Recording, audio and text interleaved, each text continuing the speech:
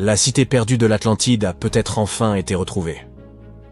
Deux chercheurs travaillaient au large des côtes de Cuba lorsqu'ils ont découvert les ruines de ce qui ressemblait à une ancienne ville submergée.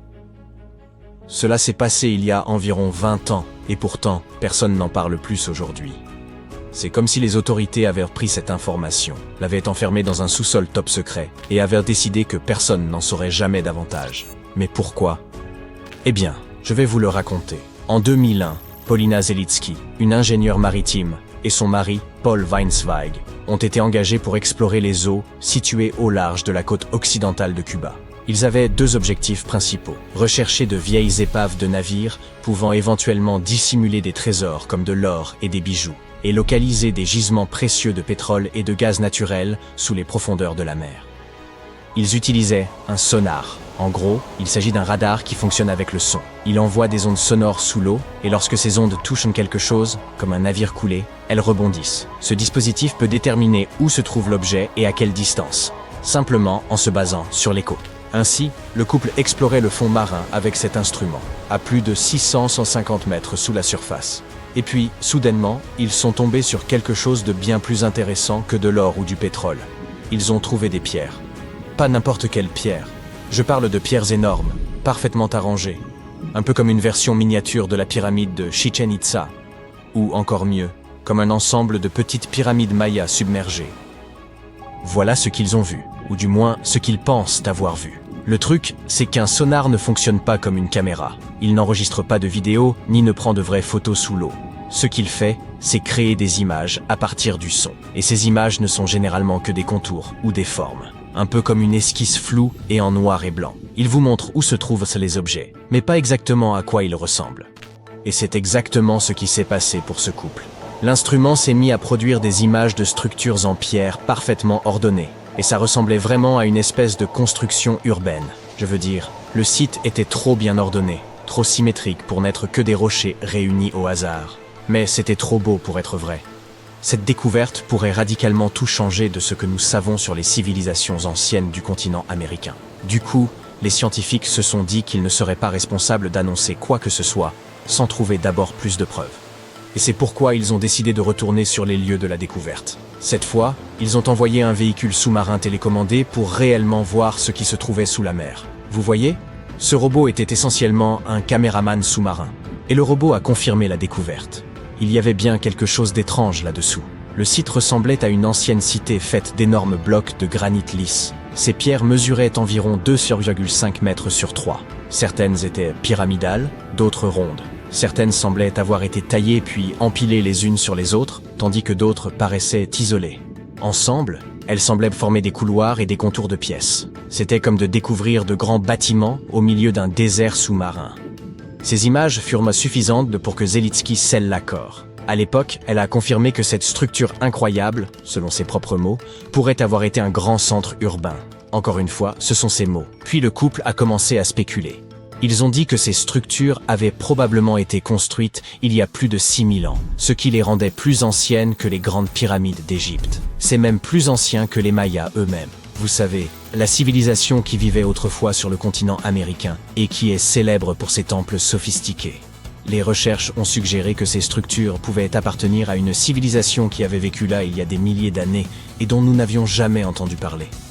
Cette civilisation supposée avait prospéré sur un pont terrestre de 160 km reliant Cuba à la péninsule du Yucatan au Mexique. Mais un jour, quelque chose de catastrophique s'était produit. Selon leur théorie, les failles terrestres s'étaient déplacées sous la surface, provoquant un tremblement de terre immense. Puis, en un clin d'œil, l'ensemble du pont avait été détruit. La terre avait été engloutie par la mer et s'était retrouvée au fond de l'océan. Et cette civilisation avait disparu. Bien sûr, le lien a vite été fait avec le célèbre mythe de l'Atlantide, et tout ça a complètement captivé les médias. Les sites d'actualité ont à l'époque publié des titres tels que « La cité perdue des Caraïbes enfin découverte » et « L'Atlantide retrouvée à Cuba ». Alors, pouvait-il réellement s'agir de l'Atlantide? Je veux dire, avait-il trouvé les vestiges de cette civilisation supposément super avancée et disparue? Difficile à dire. Dès le début, une partie de la communauté scientifique n'a pas adhéré à cette histoire. Tout d'abord, il y a la question de la date. Affirmer que cette civilisation existait à cet endroit il y a au moins 6000 ans n'était tout simplement pas très crédible. Ensuite, des archéologues européens ont soutenu que les pierres qu'ils avaient trouvées en utilisant leur sonar pouvaient être du calcaire naturel et non du granit parfaitement sculpté. Et troisièmement, c'était trop profond. Même avec cette théorie des failles terrestres qui s'ouvrent et engloutissent tout, il est difficile d'expliquer comment une ville entière a pu se retrouver enfouie si profondément dans l'océan. Prenez par exemple Héracléon, en Égypte, une véritable ville portuaire antique submergée. Aujourd'hui, elle se trouve à seulement 6 mètres sous l'eau, mais cette prétendue Atlantide est située à des profondeurs comprises entre 610 et 750 mètres. Vous voyez à quel point c'est différent, n'est-ce pas? Les scientifiques pensent qu'il aurait fallu environ 50 000 ans pour que de telles structures en pierre s'enfoncent jusqu'à une telle profondeur. Et, selon les experts, aucune civilisation connue datant de cette époque n'avait la capacité de construire de telles structures. Mais pour Zelitsky, oui, c'était possible. Elle croyait toujours à la théorie des failles pour expliquer comment ce site s'était retrouvé au fond de l'océan si rapidement. Les grands mouvements de plaques tectoniques de la Terre sont généralement suivis par des phénomènes tels que des éruptions volcaniques et des tremblements de terre. Donc, selon elle, un événement puissant était survenu, et l'affaissement de l'île se serait produit très rapidement. Cette théorie du tremblement de terre pourrait également expliquer pourquoi certains des mégalithes présents au fond de la mer semblent ordonnés, tandis que d'autres ne le sont pas. Mais pour réellement prouver tout ça, ils avaient besoin d'un robot spécialement conçu pour descendre une nouvelle fois et prélever des échantillons de roches et de sédiments. De cette manière, ils seraient en mesure de déterminer l'âge des pierres, et peut-être même de trouver des signes de vie humaine, tels que des gravures, des sculptures et des artefacts. Le problème est que percer ces structures n'est pas facile. Elles ressemblent à du granit, et forer du granit aussi profondément sous l'eau est extrêmement difficile. Mais surtout, ils avaient besoin d'argent pour le faire. De beaucoup d'argent. Peut-être n'ont-ils tout simplement jamais obtenu le financement nécessaire. Parce que même avec tout ce battage médiatique initial, on n'a jamais plus entendu parler d'exploration ou d'études sur le sujet. Et cet étrange silence a suscité beaucoup de spéculations.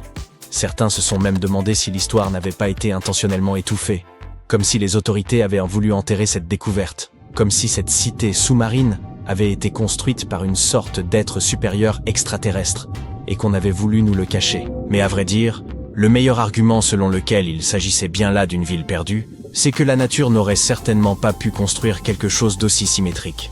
Les géologues ont essayé de trouver des explications naturelles, ou du moins des exemples similaires dans d'autres parties du monde, mais ils n'ont pas réussi. Toutefois, le simple fait que nous n'ayons pas trouvé d'explication ne signifie pas que l'hypothèse naturelle soit impossible.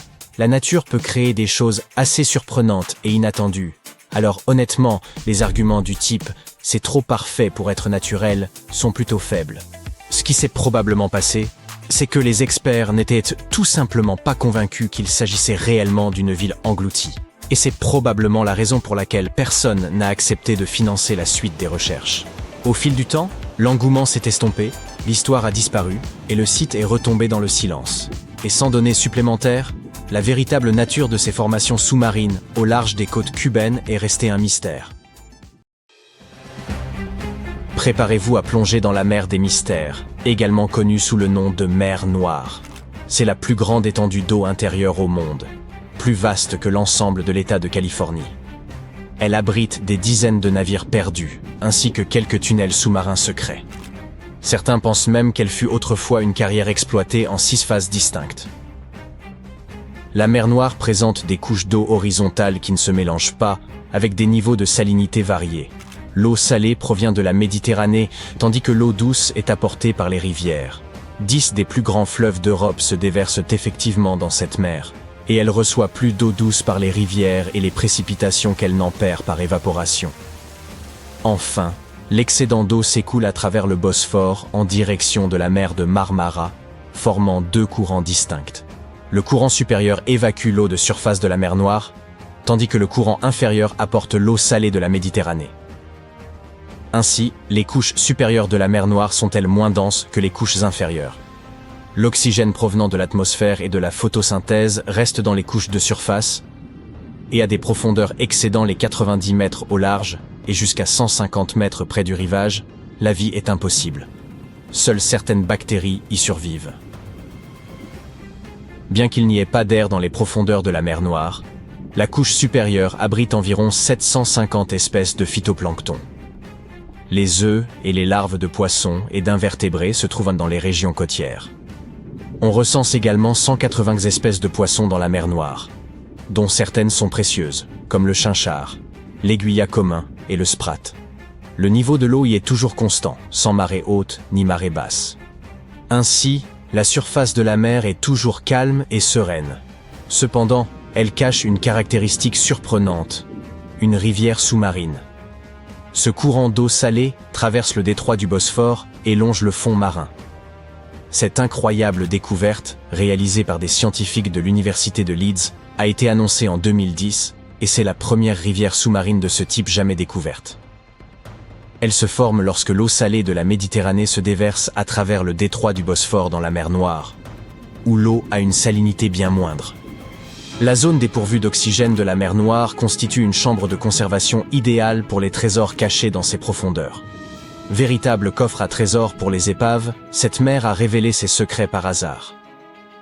Des archéologues maritimes étudiaient alors les niveaux de la mer pour comprendre la montée des eaux après la dernière ère glaciaire lorsqu'ils sont tombés sur plus de 40 épaves inconnues. À l'aide de 2 véhicules téléguidés, les chercheurs ont exploré le fond marin, filmant et produisant des images tridimensionnelles détaillées des navires assemblés à partir de milliers de photos haute résolution. Selon le New York Times, parmi les 44 navires retrouvés, certains se distinguent particulièrement, comme un navire de commerce médiéval du XIIIe ou XIVe siècle. Un autre navire ottoman, surnommé la Fleur de la mer Noire, pour ses sculptures en forme de pétales, a également été découvert. L'équipe a observé des détails fascinants sur d'autres navires, tels que des cordages, des marques de burin, des gouvernails et diverses sculptures. Aucun plan d'excavation n'a encore été annoncé, mais ces épaves pourraient renfermer des trésors historiques tels que des livres ou des parchemins. Il serait sûrement intéressant de les récupérer. La découverte la plus extraordinaire dans la mer Noire est celle que les archéologues considèrent comme l'épave intacte la plus ancienne au monde. Ce navire grec antique, long de 23 mètres, repose presque indemne depuis plus de 2400 ans, à plus de 1600 mètres de profondeur, avec son mât, ses gouvernails et ses bancs de rames toujours en place. Les chercheurs pensent qu'il s'agissait d'un navire de commerce, semblable à ceux représentés sur les anciennes poteries grecques, comme le vase d'Ulysse et des sirènes du British Museum. Ce vase, qui date de la même période, nous montre un navire acheminant le héros au-devant des sirènes tentatrices. L'équipe a prélevé un échantillon pour une datation au carbone, confirmant qu'il s'agit de l'épave intacte la plus ancienne jamais recensée. La préservation exceptionnelle de ce bateau illustre le talent des constructeurs de l'époque. Sans la présence de microbes, de vers ou d'autres créatures pour dévorer les épaves, il n'est guère surprenant que ces navires se trouvent dans un état presque impeccable. Si le Titanic avait coulé dans les mêmes eaux, il serait aujourd'hui en bien meilleur état, sans être rongé par les micro-organismes sous-marins. Une théorie intrigante, connue sous le nom d'hypothèse du déluge de la mer Noire, suggère qu'une immense inondation se serait produite il y a environ 7500 ans.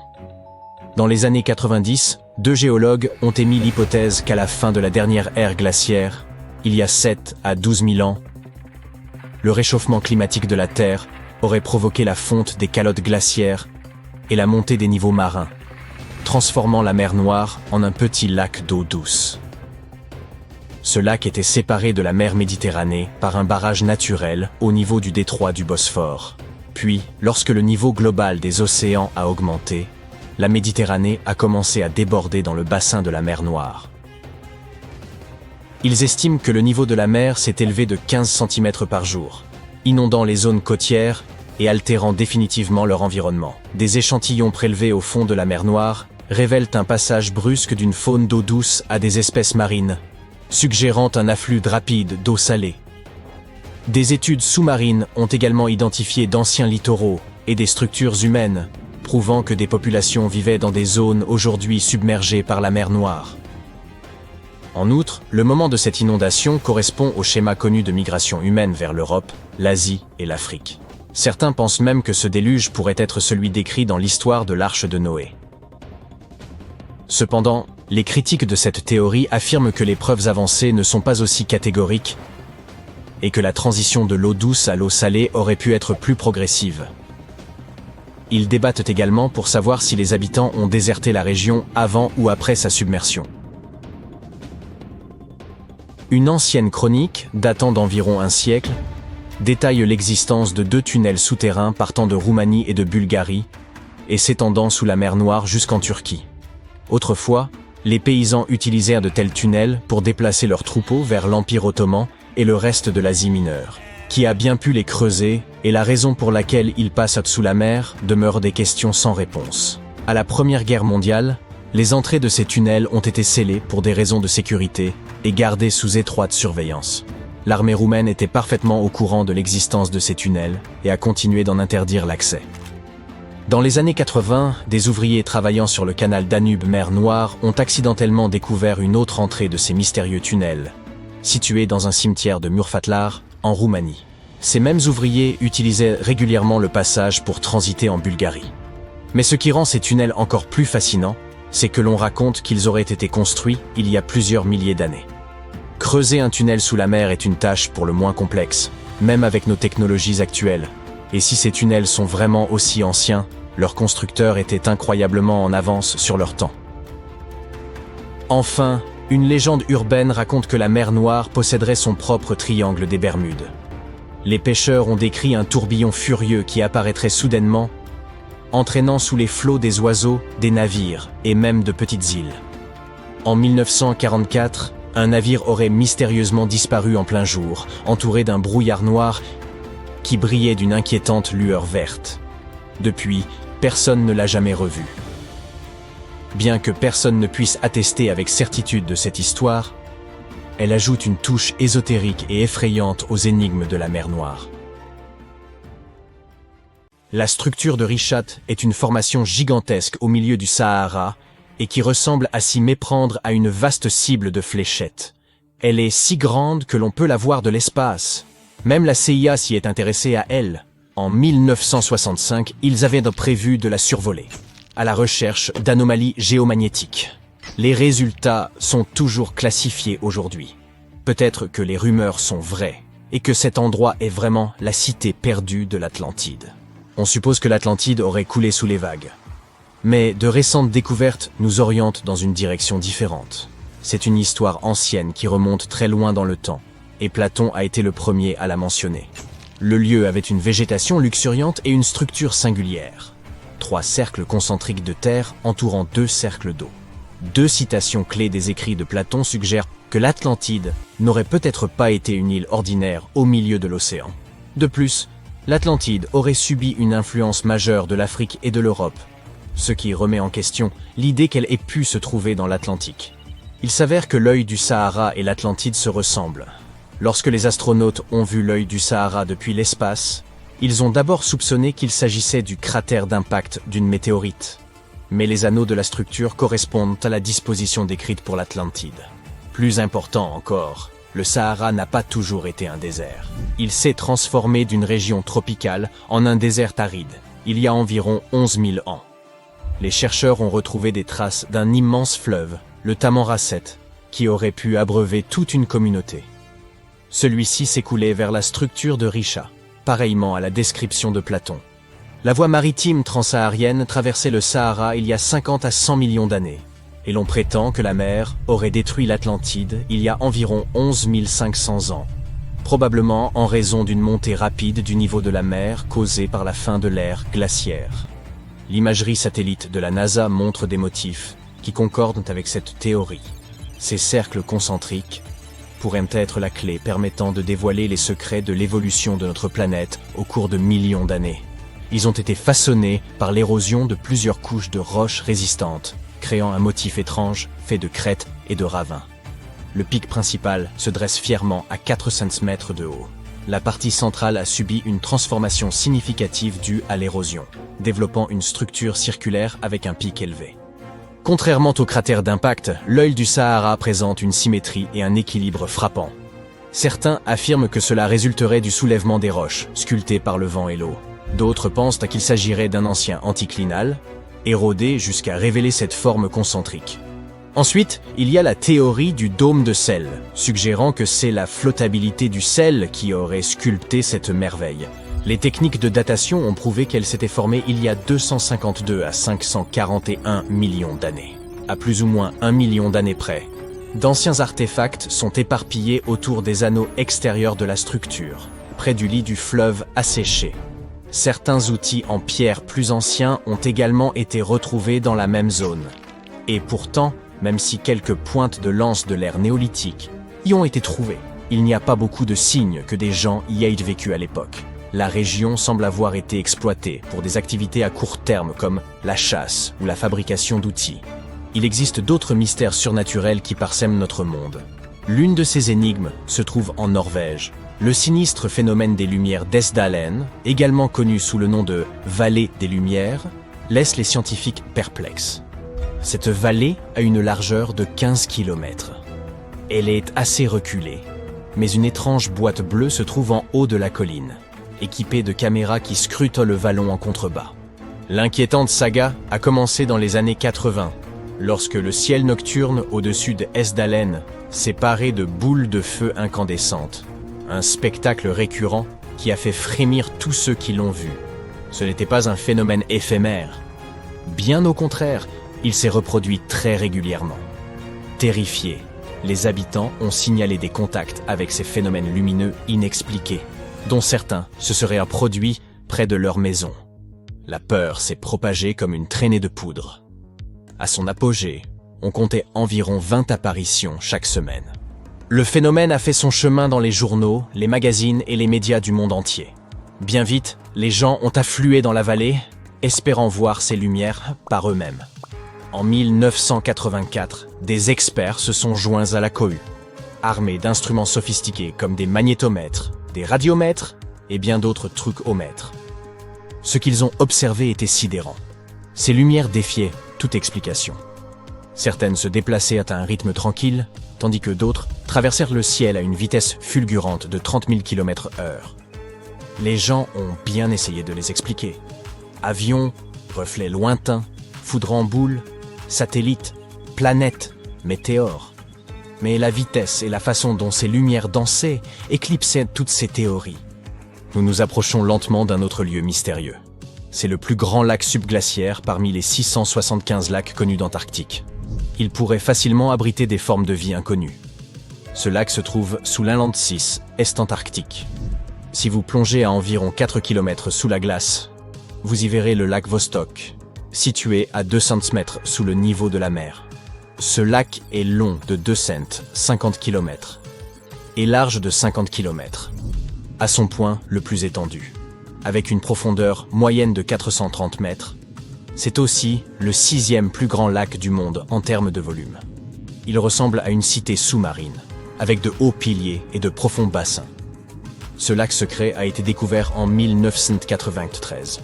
Pourtant, il attendait d'être découvert depuis plus de 2000 ans, conservant tous ses secrets. En 2012, les scientifiques ont foré la glace, prélevant la plus longue carotte de glace de toute l'histoire. Ils ont traversé la calotte gelée jusqu'à la surface du lac. L'année 2013 a apporté un rebondissement inattendu, lorsque ces eaux tranquilles ont surgi lors de l'extraction d'une carotte de glace, se mêlant au fluide de forage. Puis, ils ont enfin obtenu un échantillon d'eau pure en 2015. Certains pensent qu'il pourrait se trouver des formes de vie inconnues par là-bas, car c'est une réserve d'eau fossile qui n'a pas été touchée depuis des millions d'années. Cela pourrait beaucoup ressembler à ces océans recouverts de glace que l'on soupçonne d'exister sur des lunes comme Europe et Encelade. Tout a commencé avec une théorie du 19e siècle, suggérant que de l'eau douce serait cachée sous les calottes glaciaires de l'Antarctique. Ensuite, en 1959, des levées sismiques ont laissé entreapercevoir l'existence d'un lac sous-glaciaire. Et dans les années 90, les données satellites ont confirmé l'existence du lac Vostok. Il n'est d'ailleurs pas seul. En 2005, on a découvert une île au milieu du lac. Ensuite, 2 lacs plus petits se sont joints à la fête. On soupçonne qu'un réseau secret de rivières sous-glaciaires aurait pu connecter ces lacs. Très loin de l'Antarctique, au Venezuela, la foudre de Catatumbo offre un stupéfiant spectacle lumineux à la confluence du fleuve Catatumbo et du lac Maracaibo. Cet inquiétant phénomène électrique se produit environ 140 à 160 nuits par an, durant 10 heures par jour, et peut libérer jusqu'à 280 éclairs en une seule heure. La fréquence de ce spectacle de foudre change avec les saisons et d'année en année. Il a connu une pause de janvier à mars 2010. ce qui a suscité l'inquiétude qu'il pourrait disparaître à jamais. Au coucher du soleil, les vents de l'Est commencent à gagner en intensité.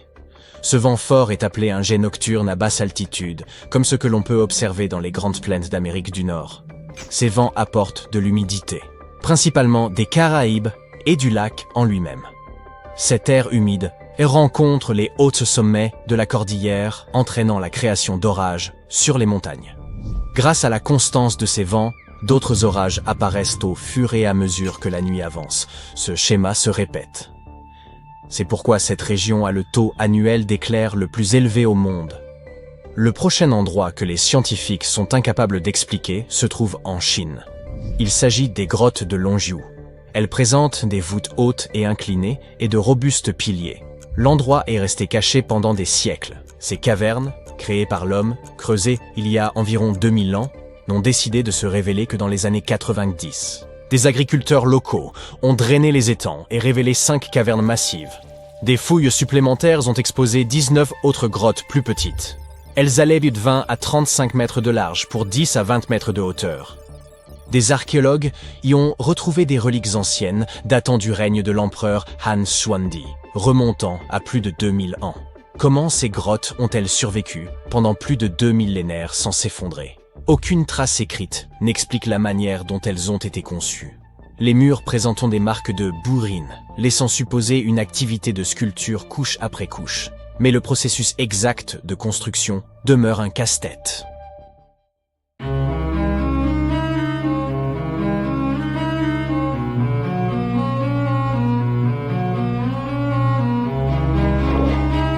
Une petite question. Penses-tu que l'Atlantide pourrait avoir existé? Elle demeure l'un des plus grands mystères de l'histoire. Sa légende a commencé avec Platon, il y a très longtemps en Grèce ancienne. Le récit d'une civilisation qui aurait vu le jour et aurait prospéré avant la nôtre. L'Atlantide était, selon le mythe, une société très avancée sur le plan technologique, un peu comme celle des Mayas. Mais, ainsi que le raconte la légende, c'est à cause de la cupidité de ses habitants qu'elle aurait été détruite, ses villes disparaissant, submergées par un immense déluge. Diverses théories ont été avancées au sujet de l'emplacement géographique de cette île mythique. Certains disent qu'elle se trouvait dans la Méditerranée, d'autres qu'elle est située sous le triangle des Bermudes. Mais comme la science nous le suggère, l'Atlantide n'est sans doute qu'une allégorie de l'humanité. Aujourd'hui, tu vas découvrir plusieurs villes sous-marines étonnantes dont tu n'as jamais entendu parler. Elles ont bel et bien existé et ne sont pas de simples légendes. Nous allons tout d'abord faire une excursion dans la cité engloutie de Baïa, sur la côte italienne. Connue comme une sorte de Las Vegas de l'Empire romain, Baïa était un lieu de villégiature. L'élite romaine se rendait pour se divertir dans cette sorte de spa en plein air qu'était Baïa. Tu peux visiter la ville submergée accompagnée de professionnels de plongée sous-marine et observer de très près cette magnifique sculpture romaine parfaitement conservée, une véritable merveille subaquatique. Tu peux aussi apercevoir des temples et des bâtiments effondrés à bord d'un bateau à fond vitré. Voici un musée tout recouvert de mousse, le nymphée de l'empereur Claude. À ta gauche, tu apercevras une collection de statues grecques classiques. En descendant la Via Herculeana, tu arriveras à la Villa Pro Tiro. Les villas sont des maisons de style italien, et ici tu pourras admirer leur sol en marbre d'origine. Leurs motifs noirs et blancs aux formes étonnantes. Ensuite, tu arriveras à Portus Julius, avec ses murs effondrés visibles au fond de la mer. Tu verras des colonnes et des sols en calcaire bien conservés. Tu pourras aussi contempler les ruines et les thermes de Lacus. Leurs mosaïques multicolores sont vraiment exceptionnelles. Si tu t'approches suffisamment, tu pourras voir des fragments de pierre orange, bleu et vert. À la Villa Pilla dei Pisoni, tu découvriras 25 piliers romains bien conservés. Les arches et les fresques non loin sont impressionnantes, tout comme l'ampleur de ce trésor abrité par les eaux. La ville était située sur un sol volcanique. Il y avait donc des sources d'eau chaude à volonté. Les gens s'y rendaient pour se détendre, mais pas n'importe qui. Parmi ceux qui fréquentaient cet endroit figurent certains des plus grands empereurs et personnalités de l'époque. Ceux dont on nous parle à l'école, Néron, Cicéron, César. Mais vers le 8e siècle, la ville luxuriante a été mise à sac, puis abandonnée. Lentement, le niveau de la mer est monté, et la cité a peu à peu été engloutie. Tu passes tes vacances d'été au large de la côte grecque, à 4 heures d'Athènes, dans la péninsule du Péloponnèse, à Pavlopétrie plus précisément. Tu as apporté ton tuba pour aller faire de la plongée par une magnifique journée ensoleillée. Au bout d'un certain temps sous l'eau, tu commences à remarquer des motifs au fond de la mer. À 4 mètres sous la surface, les contours d'objets familiers t'apparaissent les uns après les autres. Puis tu continues à nager, et bientôt tu aperçois ce qui ressemble à une ville. Tu te demandes comment l'eau a pu submerger cette cité. Certains rochers sont parfaitement alignés et forment ce qui semble être les fondations d'un bâtiment. C'est Nicholas Fleming, un océanographe britannique en vacances en Grèce, qui a découvert Pavlo Petri. Il documentait les vestiges abandonnés dans les fonds marins. Son équipe a fini par trouver un site entier rempli de poteries, de récipients pour le stockage, ainsi que des outils. Des moulins à bras par exemple, servant à moudre le grain afin de le transformer en farine. Les nombreuses amphores découvertes par la suite indiquent que ce site remonte à l'âge du bronze, soit il y a 5500 ans, quand les gens ont commencé à s'installer en communauté sédentaire. On pense que cette cité portuaire a été fréquentée pendant plus de 2400 ans. Pavlo Petri est aujourd'hui considéré comme la plus ancienne ville engloutie jamais découverte. Et c'est d'autant plus impressionnant de constater qu'il ne s'agissait pas d'un simple village. C'était une véritable ville, avec des bâtiments en pierre, un marché, des rues et même des places. Continuons notre exploration à la découverte d'autres villes sous-marines. Tu plonges au large de l'archipel des Ryukyu. Les eaux du Pacifique sont loin d'être calmes. Un fort courant t'entraîne dans les profondeurs de la mer. Soudain, tu aperçois une énorme structure éclairée par le soleil qui traverse jusqu'au fond des eaux. Au début, cela ressemble aux ruines de Machu Picchu, situées sur l'autre côté du globe, au Pérou. En t'approchant, tu découvres lentement ses formes. Une structure en forme de pyramide, des arches, des escaliers. Quelque chose qui aurait pu être un palais ou un château. Tout cela pourrait être le signe d'une activité humaine ancienne. Ce site est aujourd'hui connu sous le nom de structure sous-marine de Yonaguni, mais on l'appelle également l'Atlantide du Japon. Le monument entier fait environ la taille de 5 terrains de football, et sa hauteur est celle d'un bâtiment de 5 étages. Sa caractéristique la plus surprenante, ses vastes terrasses faites pour accueillir de grands rassemblements. Les explorateurs et les scientifiques pensent que Yonaguni existe depuis 10 000 ans. Mais la question de savoir s'il s'agit d'une structure construite par l'homme ou d'une formation naturelle fait toujours l'objet d'un débat. Selon le meilleur géologue marin du Japon, le professeur Masaaki Kimura, Yonaguni serait l'héritage d'une civilisation perdue. Kimura a plongé dans cette zone afin d'explorer ses ruines plus de 100 fois au cours des 10 dernières années. D'après lui, on y trouve des signes évidents d'activité humaine. Le bassin triangulaire, situé à la surface du monument, est caractéristique, par sa forme symbolique, des fontaines historiques de la région. Il y a aussi une tortue géante sculptée sur le flanc oriental de la structure. Et selon Kimura, les tortues ont une signification culturelle importante. Plusieurs fragments d'outils en pierre ont été retrouvés sur le site. Ils auraient été fabriqués il y a 10 000 ans. Cependant, tous les scientifiques ne sont pas convaincus. Nombreux sont ceux qui pensent que Yonaguni est le résultat de milliers d'années d'érosion. Le fait que le monument soit composé d'un seul bloc de roche les pousse à croire qu'il n'est pas d'origine humaine. Ses arêtes, ainsi que ses surfaces planes, ressemblent à cette formation naturelle présente en Irlande du Nord et connue sous le nom de chaussée des géants. Un ensemble de colonnes de basalte imbriquées fait penser au parvis d'un palais. Mais celles-ci sont plus probablement le résultat de l'activité volcanique locale. Continuons ensemble notre exploration sous la surface. La prochaine étape de notre voyage est l'une des villes sous-marines les plus célèbres au monde, et aujourd'hui transformée en parc archéologique. La ville de Port-Royal en Jamaïque n'existe plus que sous la surface.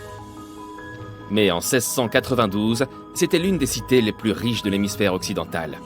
Port-Royal était alors un centre important de l'Empire britannique. Son activité commerciale attirait des voyageurs provenant des 4 coins du monde. C'était aussi le foyer des véritables pirates des Caraïbes. Mais au matin du 7 juin 1692, le sort des habitants de Port-Royal a pris une tournure absolument inattendue. Les tavernes et les restaurants, toujours débordants de vie, se sont mis à trembler.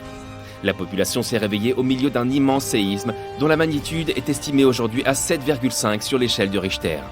Un des survivants a dit avoir vu la terre s'ouvrir et engloutir toute la ville. Ce qu'il a affirmé pourrait être vrai, car l'agglomération était principalement construite sur du sable. Le sol a littéralement aspiré les bâtiments, les routes et tout ce qui s'y trouvait là. Des geysers sont entrés en éruption et finalement des vagues hautes comme des immeubles de 10 étages se sont abattus sur la ville. Environ 13 hectares ont disparu sous l'eau. Et étonnamment, la plupart de ces vestiges du XVIIe siècle reposent en bon état à 12 mètres de profondeur. Dans ces ruines, les archéologues ont trouvé des tavernes, des entrepôts, des cuisines et des bâtiments de loisirs utilisés à des fins diverses. Tu peux aussi voir la grande statue d'un lion, un pont submergé ainsi que de nombreuses arches pittoresques. Et si on allait faire un tour en Inde, non loin de son littoral, se trouve une autre merveille. Un site que l'on a nommé la Cité perdue de Cambay, qui repose dans le golfe du même nom. Elle est restée cachée jusqu'en 2001, jusqu'à ce que l'Institut national des technologies océaniques décide d'aller analyser l'eau de la zone. Grâce à la technologie du sonar qui envoie une sonde sonore jusqu'au fond de la mer, l'équipe de l'Institut a fait une découverte, très loin sous la surface.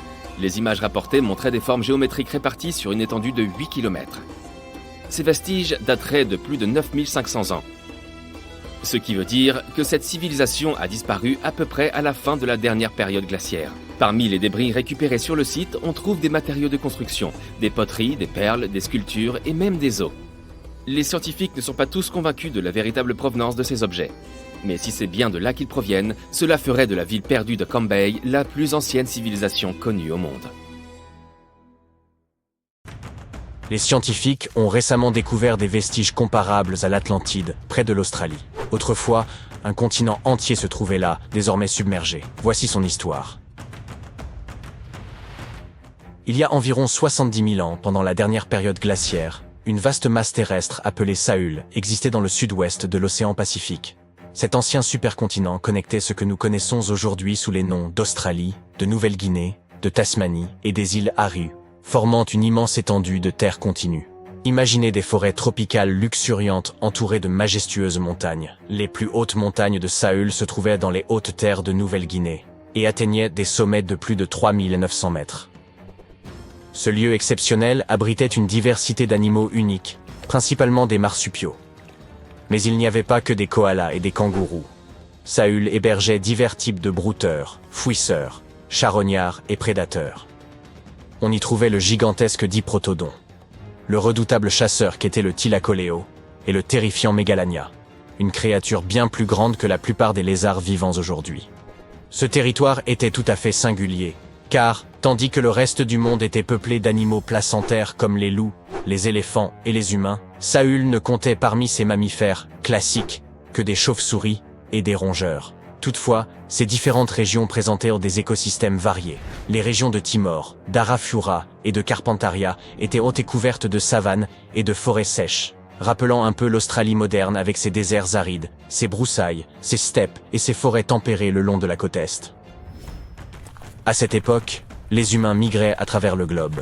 Ils ont entrepris un voyage extraordinaire depuis l'Asie du Sud-Est jusqu'à Sahul, et y sont parvenus pour la première fois il y a 60 à 45 000 ans. Ils voyageaient principalement à pied et traversèrent la mer à l'aide de radeaux en bambou et de bateaux rudimentaires. Ils provenaient de l'ancien plateau continental de Sunda, qui englobait des parties de l'Asie du Sud-Est. En traversant une série d'îles connues sous le nom de Wallacea, ils se sont finalement répandus à travers le Sahul. Et ce n'était pas un petit périple. Le Sahul était immense, s'étendant sur environ 10,6 millions de kilomètres carrés, soit une superficie plus grande que celle des États-Unis ou du Canada. Il s'étirait de l'équateur jusqu'à la partie sud de la Nouvelle-Zélande. Ainsi, en arrivant dans ce qui est aujourd'hui l'Australie, ces voyageurs devinrent les premiers habitants de cette terre. Les scientifiques estiment que le Sahul comptait alors environ 500 000 habitants. Nous avons aussi découvert des peintures rupestres datant d'environ 40 000 ans, qui représentaient des scènes de chasse au buffle nain ou à Noah face à des figures humaines et animales. Les chercheurs s'efforcent de comprendre comment ces premiers colons se déplaçaient à travers le Sahul et où trouver des traces archéologiques de leur voyage. Pour ce faire, ils ont créé un modèle informatique de l'évolution du paysage. Cette simulation a montré les transformations du Sahul entre 75 et 35 000 ans, révélant des routes migratoires potentielles et des sites archéologiques. Les hommes se déplaçaient probablement le long des côtes et des rivières. Mais comment le Sahul a-t-il été submergé, à l'image de la mythique Atlantide? Durant la dernière période glaciaire, une grande partie de l'eau terrestre était emprisonnée dans d'immenses calottes glaciaires, faisant ainsi baisser le niveau de la mer. Par la suite, avec l'augmentation des températures mondiales, ces calottes ont fondu et le niveau de la mer a monté d'autant, submergeant les ponts terrestres qui reliaient les différentes parties du Sahul. Il y a environ 8000 ans, la Nouvelle-Guinée s'est séparée de l'Australie continentale. Puis, il y a environ 6000 ans, ce fut au tour de la Tasmanie. Mais grâce aux nouvelles technologies, nous pouvons encore explorer les parties submergées du Sahul. Les plongeurs explorent et collectent des échantillons directement depuis le fond de l'océan, et les drones sous-marins peuvent atteindre des zones trop profondes ou dangereuses pour les humains.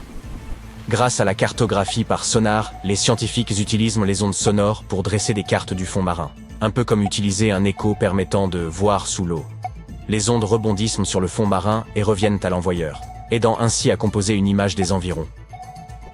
Dans les profondeurs sous-marines, les archéologues ont trouvé des outils en pierre et d'autres artefacts. Ils ont également découvert des fossiles d'animaux tels que le diprotodon et le thylacoleo. En étudiant le terrain submergé de Saül, ils ont mis en évidence l'existence de rivières, de lacs et de côtes datant de la période glaciaire. Mais pour autant, Saül n'est pas le seul continent submergé au monde. Ce n'est même pas le seul trésor caché de l'Asie du Sud-Est. Prenez le Sundaland, une région composée de Sumatra, Java, Bornéo et quelques autres îles. Cet endroit était gigantesque durant l'ère glaciaire, mais aujourd'hui, il est presque entièrement submergé. Presque, mais pas totalement. Les parties émergées grouillent encore de vie. Si vous aimez les oiseaux, visitez donc cet endroit. Il abrite près d'1/5 des espèces d'oiseaux du monde. On peut y apercevoir des oiseaux colorés comme l'aigle de Java et les tourneaux de Bali au sein des forêts luxuriantes. C'est aussi le foyer d'un quart des espèces de poissons de la Terre. Les eaux du Sundaland sont un havre pour la vie marine, même pour les plus exotiques, comme les arowanas asiatiques. C'est aussi une véritable mine d'or en matière de fleurs. C'est là que l'on peut trouver la Rafflesia et le titan arum, les plus grandes fleurs au monde. Cela la rend très similaire au continent de Zélandia. Il s'agit d'une longue et étroite bande de terre, mesurant la moitié de la taille de l'Australie, et qui s'est détachée de l'Antarctique il y a environ 100 millions d'années. Tout comme le Sundaland, elle n'est pas entièrement submergée. 7% de sa surface reste au-dessus du niveau de la mer. Ce fragment émergé est ce que nous appelons aujourd'hui la Nouvelle-Zélande, ainsi que l'île Stewart et quelques petites îles. Ces morceaux de Zélandia sont tempérés et luxuriants. Ils regorgent de volcans, de chaînes de montagnes, de magnifiques geysers naturels et de sources chaudes. Les Maoris utilisent ces dernières pour cuisiner. Ils placent du maïs, des œufs et des légumes dans des paniers et les plongent directement dans les sources thermales. Parfois, ils cuisinent également dans un four creusé et rempli de pierres chauffées. Un autre monde perdu est connu sous le nom d'Argoland. Cette mystérieuse masse terrestre faisait autrefois partie de l'Australie, à l'époque des dinosaures, et elle a intrigué les scientifiques pendant des décennies. On soupçonnait son existence car il a laissé une immense étendue sur les fonds marins, la plaine abyssale d'Argo. Il y a environ 155 millions d'années, l'Argolan s'est détaché de l'Australie et a dérivé vers le nord. Puis, lorsqu'il a atteint l'Asie du Sud-Est, il a tout simplement disparu. Les scientifiques n'avaient aucune idée de l'endroit où il avait pu passer. Mais récemment, ils ont finalement retrouvé sa trace. Il se trouve que les parties inférieures du malheureux Argoland ont commencé à sombrer dans la fosse de la sonde, un abîme océanique terriblement profond.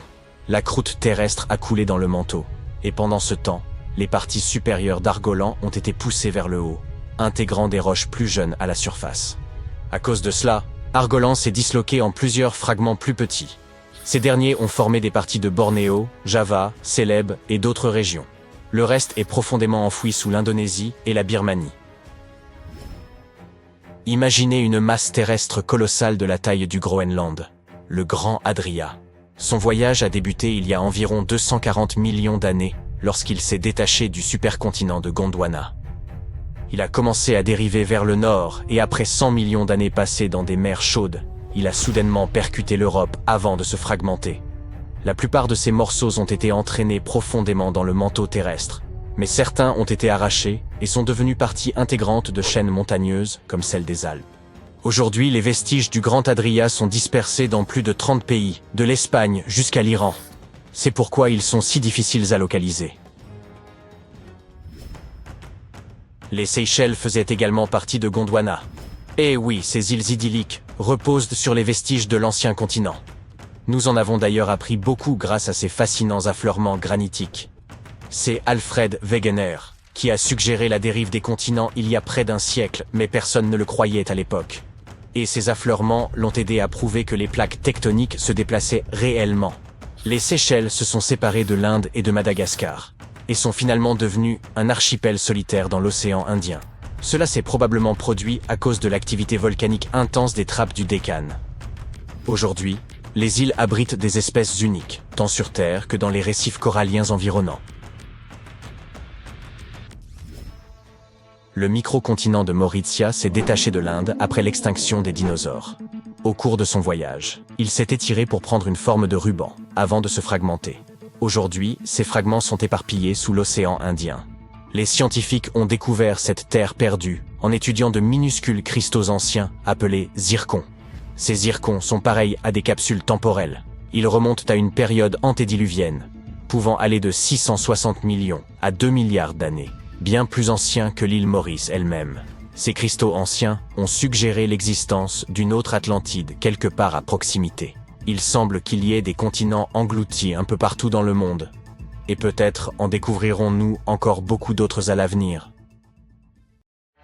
Vous y voilà. Tandis que vous prenez place à bord de votre sous-marin, l'appréhension vous gagne. Vous vous apprêtez à plonger à plusieurs centaines de mètres pour explorer les abysses. Mais tant de choses pourraient mal tourner. Panne technique, pression écrasante, créatures marines d'épouvante, et des bruits étranges. En effet, un bourdonnement énigmatique émane des profondeurs. Plus troublant encore, il ne semble se manifester qu'à l'aube et au crépuscule. Ce son pourrait jouer un rôle similaire à celui d'une cloche annonçant l'heure du repas, car il semble être lié au déplacement de vastes bancs de créatures marines en quête de nourriture. Mais cela reste encore une hypothèse. Grâce à des microphones sous-marins extrêmement sensibles, des chercheurs ont capté un bourdonnement de basse fréquence entre 200 et 1000 mètres de profondeur. Ce son, bien que perceptible, ne dépassait que de 3 à 6 décibels, le bruit de fond habituel de l'océan. À titre de comparaison, un chuchotement dans le calme d'une bibliothèque atteint environ 30 décibels. Ce phénomène acoustique se distinguait par une tonalité oscillant entre le bourdonnement et le ronronnement. Le plus intriguant, malgré leurs efforts, les scientifiques n'ont pas réussi à identifier avec certitude l'espèce à l'origine de ce son. L'origine de ce son se situe à une profondeur connue sous le nom de zone crépusculaire.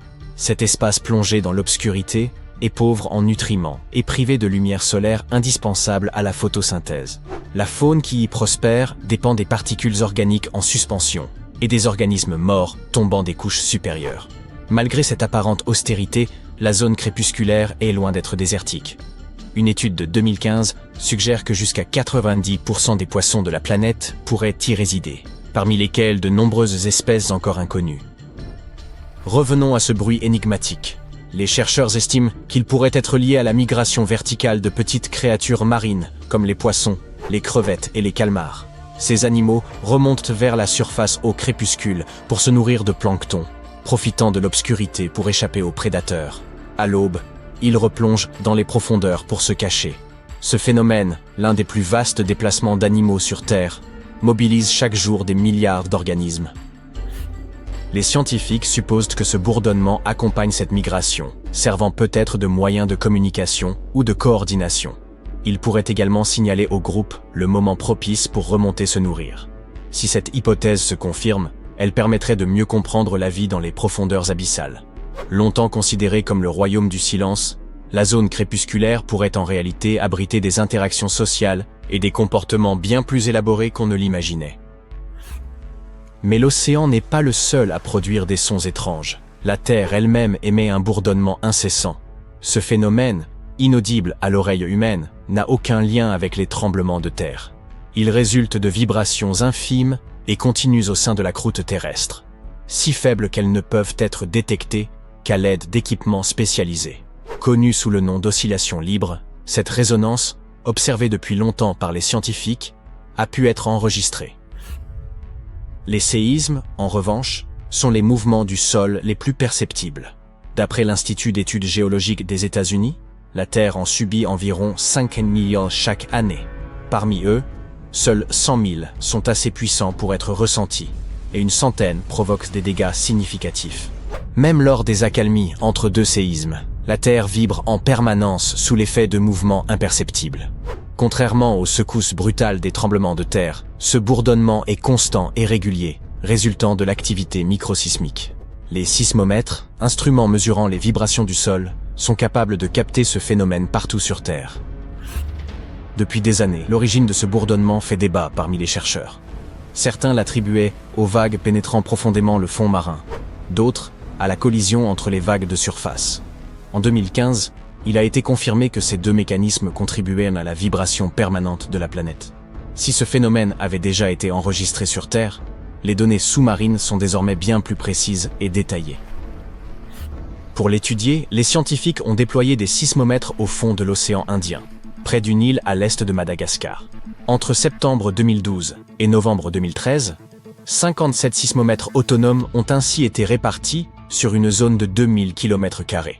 Conçus pour atteindre le plancher océanique, ces appareils enregistrent les vibrations les plus infimes.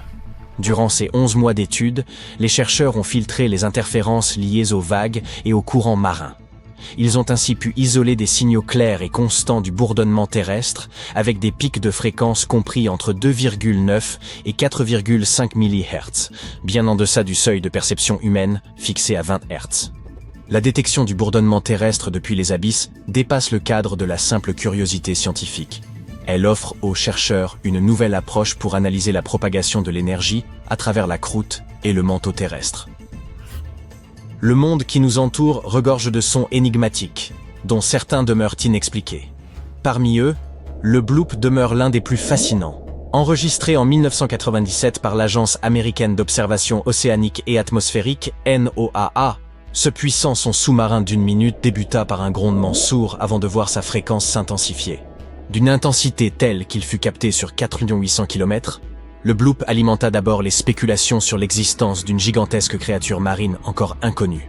Toutefois, la NOAA établit plus tard qu'il provenait vraisemblablement du village d'iceberg, lorsque d'immenses blocs de glace antarctique se détachaient avant de s'écraser dans l'océan. D'autres sons marins demeurent tout aussi énigmatiques. Julia, un étrange murmure, pourrait être lié au raclement d'un iceberg sur le fond océanique. Un autre, baptisé « train », évoque le roulement sur une voie ferrée et semble provenir de la mer de Ross en Antarctique. Quant à l'upsweep, un bruit saisonnier strident enregistré dans le Pacifique depuis 1991, son origine exacte demeure indéterminée malgré des années de recherche. Le monde sous-marin révèle aussi des sonorités singulières assimilables à des chœurs de poissons. Au large de Port Hedland, en Australie occidentale, des scientifiques ont découvert que certaines espèces marines chantaient en synchronisation à l'aube et au crépuscule, à la manière des oiseaux. Sur une période de 18 mois, les chercheurs ont recensé une multitude de sons, notamment les appels sourds et profonds des cichlides, comparables à des cornes de brume, ainsi que les séquences rythmiques « ba-ba-ba » des platax. Ces chants, caractérisés par des motifs répétitifs se superposant au sein de vastes groupes, jouent un rôle essentiel dans la reproduction, l'alimentation et les dynamiques territoriales.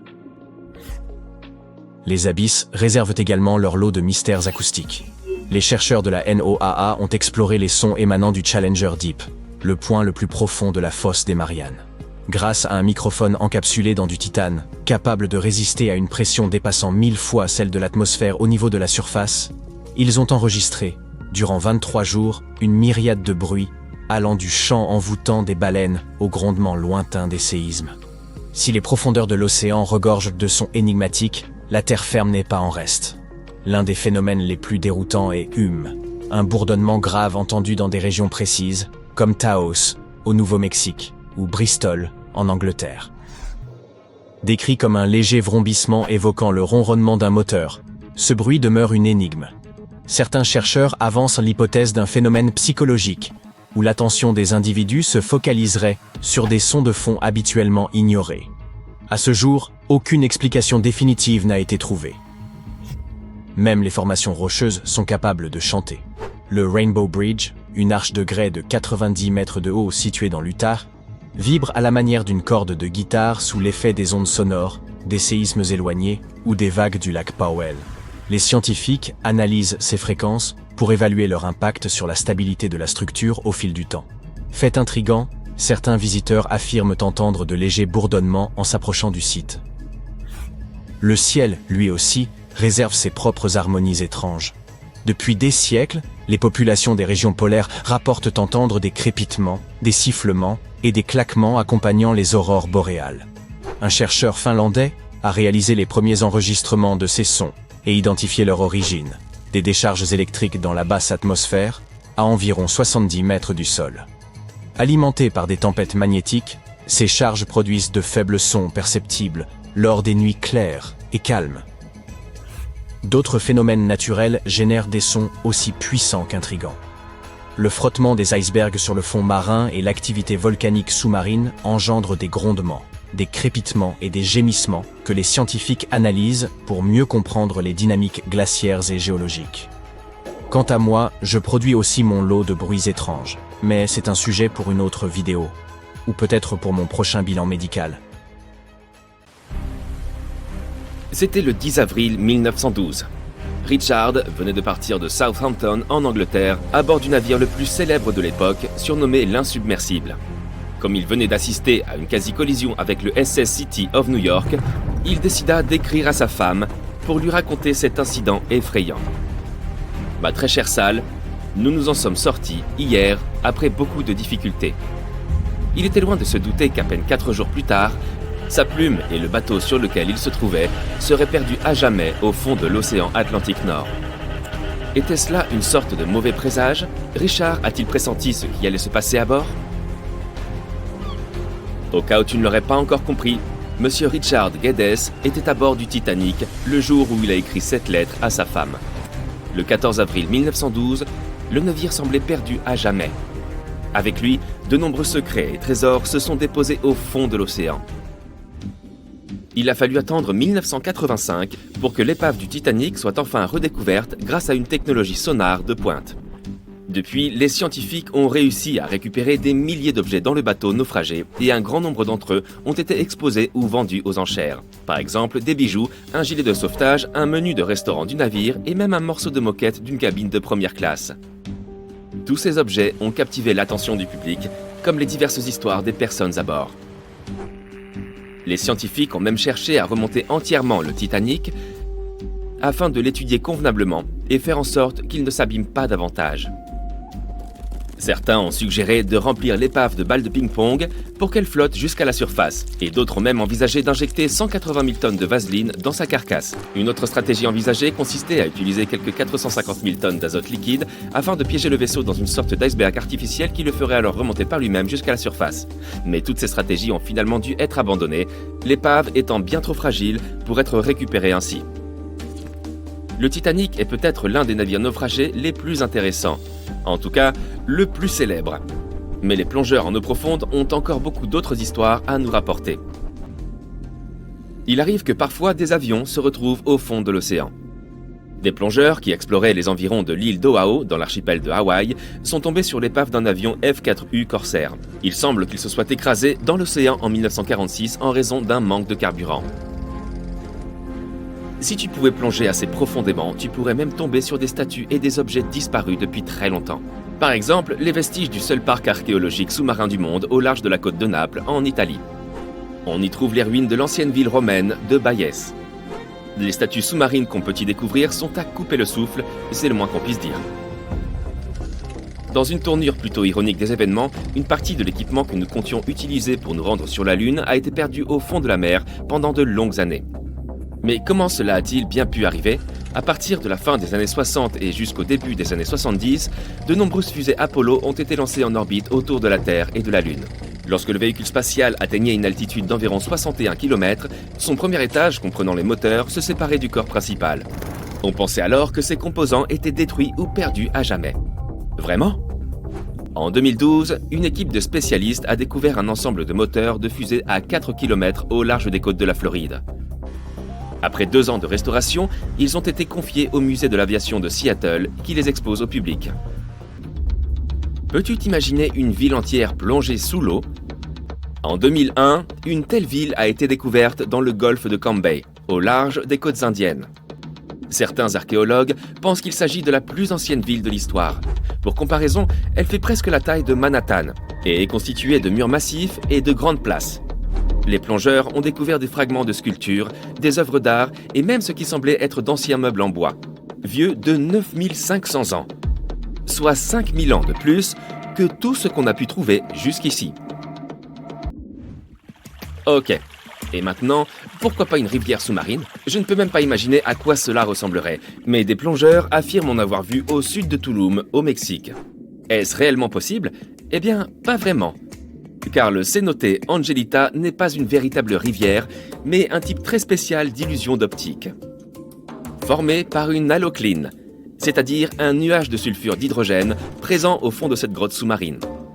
Mais il se trouve que tu peux nager à travers ce nuage, ce qui te donnera l'impression de te déplacer dans une masse d'eau en mouvement.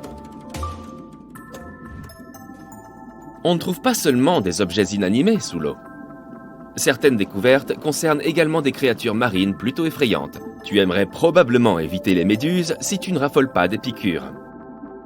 Mais cette méduse géante, également connue sous le nom de méduse à crinière de lion, est la plus grande de son genre d'après ce que nous savons.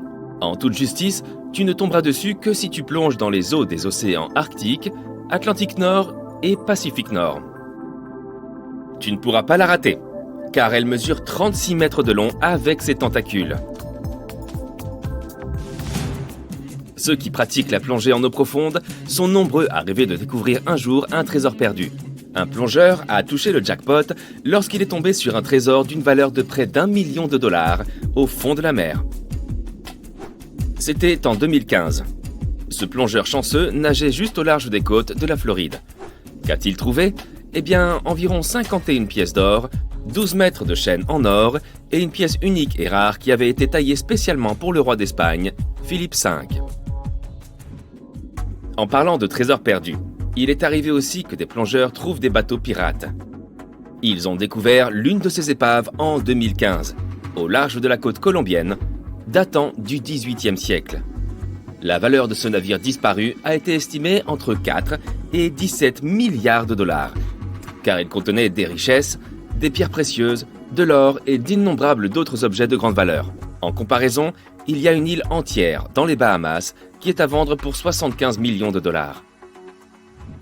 Un ordinateur est la dernière chose que tu t'attendrais à découvrir sous l'eau, n'est-ce pas?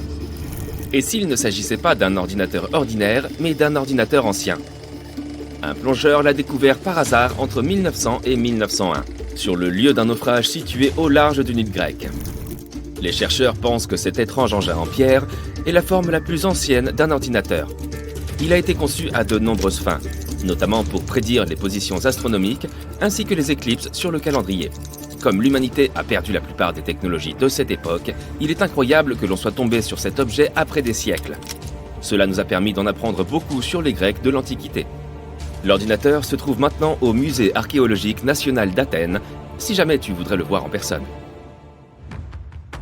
Ceci doit être l'un des endroits les plus mystérieux sur Terre.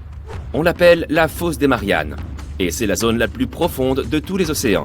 Nous ne connaissons pas sa profondeur exacte, car il est très difficile de la mesurer, mais elle devrait faire environ 11 km et être 5 fois plus longue que le Grand Canyon. Des scientifiques ont étudié pour la première fois cet énorme trou en 1875 à l'aide d'une corde lestée. En 2012, le réalisateur canadien James Cameron a atteint le fond de la fosse à bord du submersible Deep Sea Challenger. Certaines des créatures les plus étranges de la planète vivent dans cet endroit, notamment la pieuvre Dumbo, le concombre de mer et le requin lutin. La fosse des Mariannes tient son nom des îles voisines, elle-même nommée Las Marianas en l'honneur de la reine espagnole Marianne d'Autriche. Doggerland. Non, ce n'est pas le pays des chiens, contrairement à ce que l'on pourrait croire. C'était une terre de la taille de la Grande-Bretagne, située au nord de l'Europe. Mais inutile de chercher cette contrée sur la carte du vieux continent. Ce serait peine perdue. Doggerland a disparu il y a des milliers d'années.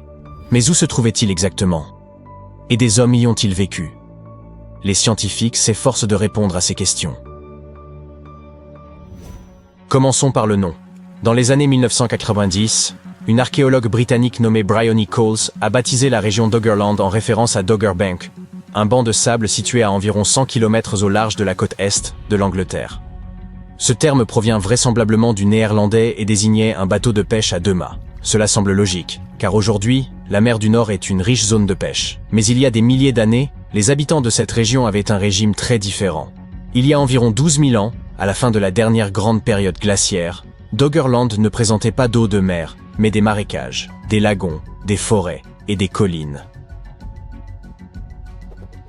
À cette époque, la Grande-Bretagne et l'Irlande n'étaient pas des îles. Elle faisait partie du continent et se trouvait loin de la mer. On pouvait ainsi partir du Danemark et marcher jusqu'au nord de l'Écosse. Un réseau de rivières se jetait alors dans la mer du Nord, qui ressemblait à un large canal séparant le Doggerland de la Norvège. Les cours d'eau étaient également différents. La Tamise se jetait dans le Rhin, et la rivière ainsi formée coulait à la place de la Manche actuelle pour se déverser dans l'océan Atlantique. Doggerland abritait même un lac, l'Outer Silver Pit. Malgré la présence de quelques glaciers, le terrain restait habitable. Mais qui pouvait bien vivre ici? On comptait des communautés de chasseurs-cueilleurs dès le Mésolithique. À cette époque, nos ancêtres maîtrisaient les outils en pierre taillés, qu'ils utilisaient pour fabriquer des saguets et des pointes de flèches. Ces compétences étaient particulièrement utiles à Doggerland, le terrain de chasse le plus foisonnant d'Europe. Doggerland aurait aisément pu être la région la plus peuplée de la partie nord-ouest du continent. Les chasseurs y traquaient probablement des rennes, des mammouths, des bœufs, des sangliers, des ours bruns, des loups et de nombreuses autres espèces. En bref, personne ne manquait de nourriture. La viande n'était d'ailleurs pas leur seule ressource. Les anciens habitants de Doggerland cueillaient des baies et des noisettes. Ils vivaient dans des huttes en bois qu'ils construisaient près des rivières et sur des collines. Vous vous souvenez de Doggerbank? Aujourd'hui immergée, cette région était autrefois montagneuse. Doggerland devait être un endroit très prisé durant la préhistoire, avec une superficie totale de plus de 29 000 km². Mais les choses allaient changer de façon radicale. La dernière ère glaciaire touchait à sa fin. Toute l'eau emprisonnée dans les glaciers et les calottes glaciaires commençait à fondre. Vous pouvez observer ce phénomène chaque fois que vous commandez une boisson froide. Même si vous buvez rapidement, le verre se remplit à nouveau à mesure que les glaçons fondent. Doggerland était un peu comme ce verre. Le niveau de la mer a commencé à monter rapidement, submergeant chaque siècle entre 1 et 2 mètres de terre sèche. Imaginez ce que cela représenterait aujourd'hui. Avec une altitude d'à peine 1,8 mètres, Miami serait submergée en moins de 100 ans. Mais un événement a accéléré ce processus. Les glissements de terrain du Storegga, une série de glissements sous-marins dans la mer de Norvège, se sont produits il y a des milliers d'années. Lorsque de grands volumes de terre se déplacent soudainement sous l'eau, cela crée des vagues gigantesques, autrement dit des tsunamis. Doggerland a probablement été frappé par plusieurs de ces raz-de-marée. Ils étaient si puissants que les chercheurs pensent qu'ils ont emporté le pont terrestre reliant la Grande-Bretagne au reste du continent. Tout ce qu'il a resté de Doggerland était une île de la taille du pays de Galles. Les scientifiques estiment aujourd'hui que les vagues de ce tsunami mesuraient au moins 12 mètres de haut. Il y a environ 6000 ans, les habitants de Doggerland ont commencé à migrer vers des terres plus élevées, comme l'Angleterre et les Pays-Bas. Ironiquement, alors que les Pays-Bas doivent leur nom à leur remarquable manque d'élévation, il s'agissait à l'époque de terrains plus accueillants pour les chasseurs-cueilleurs, fuyant les inondations. Une fois ce processus achevé, le continent européen a pris la forme que nous lui connaissons aujourd'hui. Doggerland avait disparu, submergé sous les vagues de la mer du Nord, pour les 8200 prochaines années à venir. L'idée de Doggerland vous rappellera peut-être une autre célèbre terre submergée, la cité perdue de l'Atlantide. Cependant, il y a une différence majeure. L'Atlantide n'est qu'une légende, connue essentiellement à travers les écrits du philosophe grec Platon. Les scientifiques recherchent l'Atlantide depuis longtemps, sans parvenir à s'accorder sur son emplacement exact, avec des théories allant de la Méditerranée jusqu'à l'Antarctique. Doggerland, en revanche, n'a rien d'un mythe. Tout ce que la science avance à son sujet repose sur des preuves concrètes. En 1931, un bateau de pêche au large des côtes du Norfolk, en Angleterre, traînait un filet le long du fond marin, ratissant tout sur son passage. L'équipage a alors attrapé quelque chose de plus que des poissons, de la tourbe, similaire à celle que l'on trouve en Alaska et en Irlande. Mais que faisait-elle au fond de la mer du Nord? L'eau de mer détruit normalement la tourbe. La seule explication possible était que cette zone devait avoir été une terre ferme à un moment de son histoire. Le clou du spectacle était la présence d'une pointe de harpon dans cette tourbe, indiquant une activité humaine. L'idée n'était pas nouvelle. Dès le Moyen-Âge, il était question de terres submergées et de leurs forêts sous-marines. En 1913, un géologue britannique nommé Clement Reid a avancé l'idée d'un monde sous-marin dans cette partie de l'Europe. Les preuves scientifiques n'ont alors cessé de s'accumuler. Les pêcheurs du coin ont commencé à remonter des outils fabriqués par l'homme et des ossements d'animaux que les chercheurs ont jugés remonter à environ 9000 ans. Toutefois, les eaux profondes et troubles de la mer du Nord rendaient la plongée impossible. Un archéologue a d'ailleurs noté que l'on connaissait mieux la surface de la Lune que le fond de cette mer relativement peu profonde. La découverte de pétrole dans cette région dans les années 1960 a marqué un tournant. Les entreprises pétrolières ont fourni aux scientifiques des données sismiques, les aidant à reconstituer l'image complète de Doggerland. Les simulations informatiques ont rapidement produit des images de vallées fluviales, de côtes, de lacs d'eau douce et de collines. Des empreintes de tribus nomades sont même préservées sur le fond marin. Aujourd'hui, les océanographes exploitent le champ magnétique pour cartographier ce monde sous-marin perdu. Doggerland n'est pas le seul endroit sur Terre à avoir été submergé. La Béringie est un autre monde perdu d'importance capitale. Ce pont terrestre reliait autrefois l'Asie et l'Amérique du Nord et tire son nom du détroit de Bering, large de 85 km à son point le plus étroit. Jusqu'à la fin de la dernière période glaciaire, ces terres sèches ont été le foyer de certains de nos ancêtres. Ainsi, des preuves génétiques montrent que les Amérindiens ont vécu en Béringie pendant environ 15 000 ans.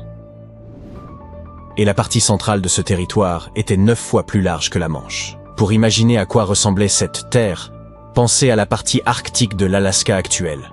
Une toundra arbustive où l'on trouve des bouleaux et de petits saules. Pas de mammouths laineux ici, car les grands animaux herbivores n'auraient jamais trouvé assez de nourriture en Béringie, bien qu'il y ait probablement eu des élans et des mouflons d'Amérique dans la région.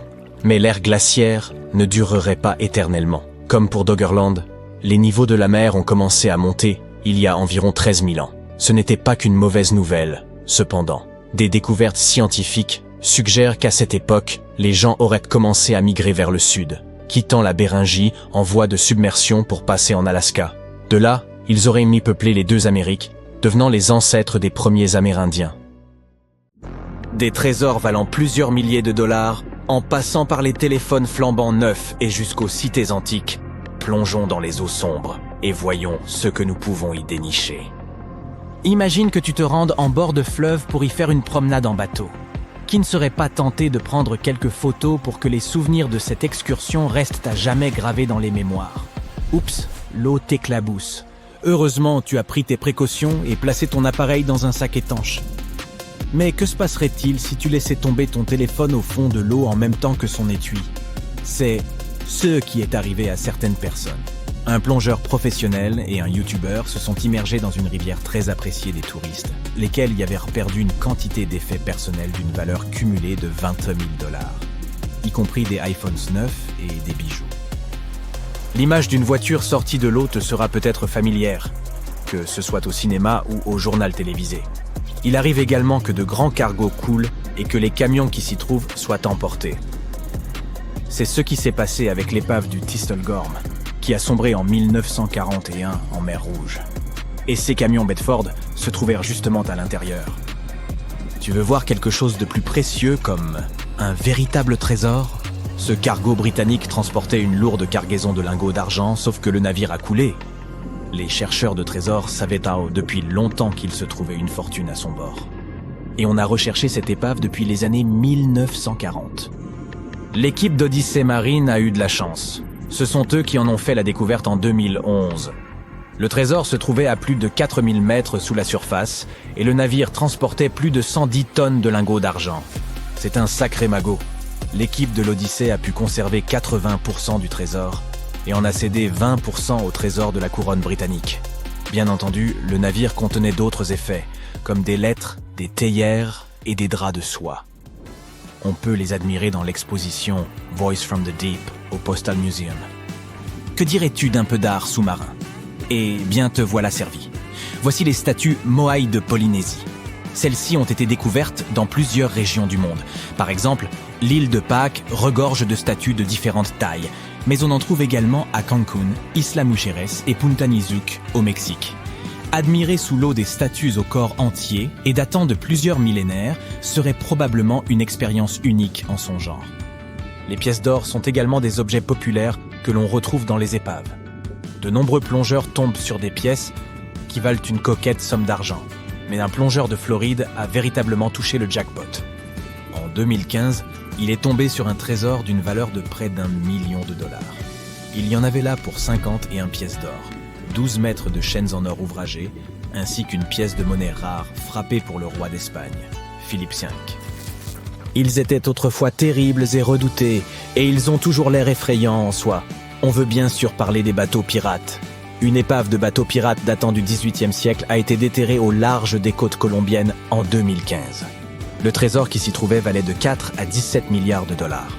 Il contenait des pierres précieuses, de l'or et de nombreux autres objets. La suivante est une ville sous-marine. Néapolis est une cité qui fut jadis emportée par un tsunami. Elle fut érigée le long de la côte nord africaine, il y a près de 1700 ans.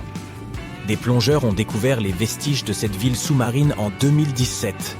Les chercheurs y ont également découvert des colonnes romaines ainsi que des objets du quotidien et toutes sortes d'outils. Remontons jusqu'en 1503. L'explorateur portugais Vasco de Gama affrontait une tempête lorsqu'il perdit son navire, l'Esmeralda. Celui-ci a été découvert en 1998, mais il aura fallu attendre plus d'une décennie pour qu'il soit fouillé. Les archéologues y ont retrouvé des outils de navigation. Ceux-ci n'ont peut-être pas la même valeur que l'or espagnol, mais ce sont des trésors historiques. À Amsterdam, on repêche des vélos dans les canaux. Un tiers des Amsteloddamois actifs se rendent au travail à vélo. Les autres utilisent leur bicyclette pour un tas d'autres raisons, comme faire de l'exercice ou même 16 courses. On compte donc plus de bécanes à Amsterdam que de résidents permanents. Malheureusement, de nombreux vélos et même quelques voitures finissent dans les canaux de la ville. Le fait qu'Amsterdam compte 165 canaux, pour une longueur cumulée de près de 100 km, ne facilite pas la tâche des autorités. Il est évident que les propriétaires ne jettent pas leurs propres vélos à l'eau. Ceux-ci peuvent se retrouver dans les canaux des suites de vents violents, d'actes de vandalisme, de vol ou par simple accident. Chaque année, les autorités repêchent entre 12 000 et 15 000 bicyclettes. La suivante est une autre ville perdue. Héraclion était la porte de l'Égypte ancienne vers la Méditerranée. Elle fut d'abord submergée, puis enfouie dans les sables. Cette cité était particulièrement renommée. Tu en as peut-être même entendu parler, car elle est mentionnée dans la légende d'Hélène de Sparte et de Paris, le prince de Troie. Comment cette cité antique a-t-elle été découverte ? Au début des années 2000, une équipe de plongeurs a trouvé un énorme fragment de roche sur le fond marin et l'a remonté sur la terre ferme. Il s'est avéré qu'il s'agissait d'un morceau de la statue du dieu Hapi, la personnification du Nil chez les anciens Égyptiens. L'équipe a poursuivi ses recherches et a retrouvé 6 autres morceaux. Autour d'eux se trouvaient également des ruines de temples, des fragments de poterie, des bijoux, des pièces de monnaie, des lampes à huile, etc. L'Underwater Sculpture Park de Grenade est le premier parc de sculpture sous-marine au monde. Pourquoi ce parc est-il si spécial, outre le fait qu'il baigne dans les eaux somptueuses des Caraïbes ? Il est possible de l'admirer en faisant de la plongée avec masque et tuba ou de la plongée sous-marine. Les sculptures se trouvent à une profondeur de 3 à 5 mètres sous l'eau. Ce sont l'atmosphère et l'expérience elle-même qui rendent le parc si spécial. Ces sculptures sont faites de béton et d'acier. Certaines d'entre elles pèsent jusqu'à 15 tonnes et elles sont recouvertes de créatures sous-marines. Les statues ont été placées là pour aider à protéger les récifs, à maintenir la santé de l'écosystème et à restaurer la vie sous-marine dans cette zone. Les sous-marins sont conçus pour aller sous l'eau, on ne s'attendrait donc pas à les voir figurer sur cette liste. Pourtant, les sous-marins coulent bel et bien. Les plongeurs ont ainsi découvert de nombreux submersibles. Par exemple, un sous-marin australien a été retrouvé au large de la Papouasie-Nouvelle-Guinée, plus d'1 siècle après avoir coulé. Voici une autre ville submergée, mais celle-ci a été laissée sous l'eau volontairement. Les anciennes ruines de la cité du lion, ou Xicheng, se trouvent dans un lac en Chine. Ce dernier a été créé en 1959, lorsque la vallée au pied de la montagne des 5 Lions a été inondée pour y créer une centrale hydroélectrique. La ville vieille de 1400 ans, aujourd'hui en ruine, a ainsi été submergée et a demeuré ainsi pendant plus de 50 ans.